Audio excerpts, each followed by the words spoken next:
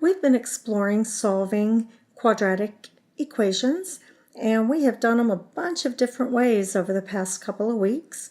We've learned to solve quadratic equations using factoring, using graphing, using our calculator, using the square root method. In last video, we learned about completing the square. So this video, we're going to learn the last tool to add into your toolbox for solving quadratic equations, which is using the quadratic formula. Now the cool thing about this, on your reference materials that you'll get with the district checkpoints and with a STAR test, they put the quadratic formula on there. So you don't have to memorize the quadratic formula. It's on there. All you have to do is know it's there and use it when it seems the most appropriate for you. So in order to use the quadratic formula, the biggest thing you have to do is to be able to get the equation into standard form. That means ax squared plus bx plus c equals 0. So you have to have it equal to 0. Then you just write down your a, your b, and your c values and plug those into the formula and simplify it. So first thing we have to do on number 1 is we look and make sure it's in standard format, which it is, and it's been set equal to 0.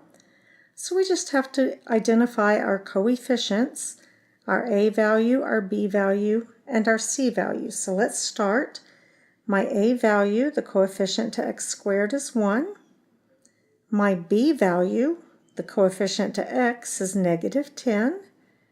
And my c value is 16. So now that I have my a, my b, and my c, I'm going to plug in. Now right now I've given you the parentheses for you to substitute in. When you're doing this on your own and you haven't been given the format, I want you to remember always to put your parentheses before you substitute in. And the reason behind that, right here, right on the outside, we have negative b. If you forget to put your parentheses, a lot of times you will forget that your b is a negative 10 and you'll lose your negatives. So if we go ahead and put negative 10 inside the parentheses, and then again we have b squared, so our b is negative 10 squared minus 4ac. My a value is 1, my c value is 16 over 2a. My a value is 1. Now I've plugged it all in. But look at this. Negative times negative is positive. So what happens right here is it really became the opposite of my b value.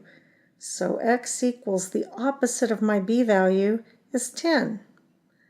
Plus or minus the square root of negative 10 squared minus 4 times 1 times 16, and the whole big old fat thing is over 2. 2 times 1 is 2. Now you've got a couple of choices. What I usually do at this point is I put this whole thing, it's called the discriminant, which is everything under the square root. I put that into the calculator just to get what my number is that goes under this square root. So right now I want you to pause your video and, ignoring the square root sign, I just want you to put in parentheses negative 10 parentheses squared minus 4 parentheses 1 close parentheses 16 close. So just get this number, this discriminant number, then start your video back up and we'll finish the solution. So when you put it in the calculator, the discriminant, the number underneath the square root sign, is 36. So we've got 10 plus or minus the square root of 36 divided by 2. So this breaks down into two equations, 10 plus 6 over 2 and 10 minus 6 over 2. So 16 divided by 2 is 8, so x equals 8, and x equals 4 divided by 2 is 2. So that is how we use the quadratic formula. So I want you to do number 2 on your own. It's going to be exactly like number 1. Once you've got it completed, pause your video while you're doing the work and then check back for the answer.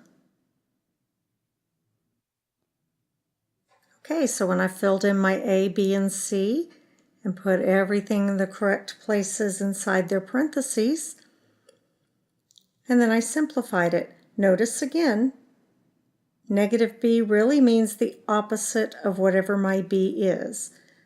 And then I put all of this into my calculator to come up with my discriminant, the number under my square root, and then I finished my 2 problems.